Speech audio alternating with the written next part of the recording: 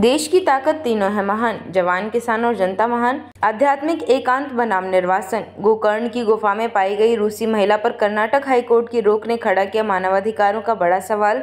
Neena कुटीना case, visa उल्लंघन, मातृत्व, आध्यात्मिकता और बच्चों के अधिकारों की टकराहट।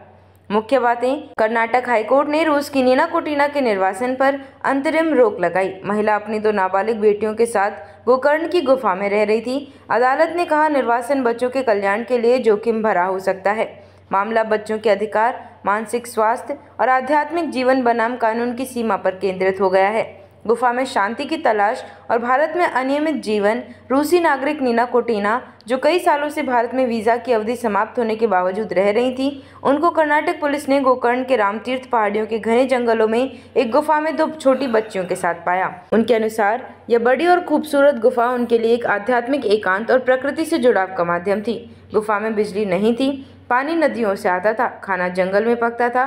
नीना ने बताया, हम सूरज के साथ बैठते थे, पेंटिंग करते, गाते और किताबें पढ़ते थे। सांप और जानवर हमारे दोस्त थे।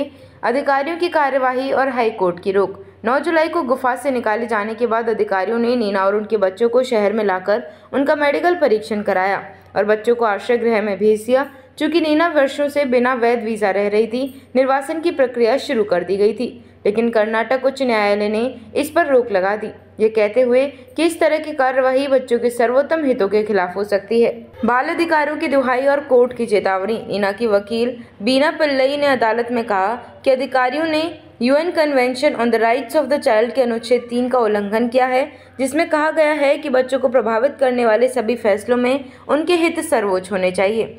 जस्टिस एस सुनील दत्त यादव ने यह बात मानी और कहा कि बच्चों की पहचान और दस्तावेजों के बिना निर्वासन अनुचित और असंवेदनशील होगा। सरकार की भूमिका और दस्तावेजी जटिलताएं। भारत सरकार की ओर से सहायक सॉलिसिटर जनरल ने अदालत को बताया कि बच्चों के पास कोई वैध पासपोर्ट या पहचान पत्र नहीं है। कोर्ट ने केंद्र सरकार को निर्देश दिया है कि वह दस्तावेजों की स्थिति पर 2 सप्ताह में शपथ पत्र दाखिल करे और तब तक कोई निर्वासन न हो। अगली सुनवाई 18 अगस्त को होगी। कौन है नीना कुटीना? 2016 में बिजनेस वीजा पर भारत आई। गोवा में आध्यात्मिक समुदायों से जुड़ी एक इजरायली नागरिक डोर गोल्डस्टीन से रिश्ता बना। रूस भेजे जाने के बाद यूक्रेन में बेटी को जन्म दिया।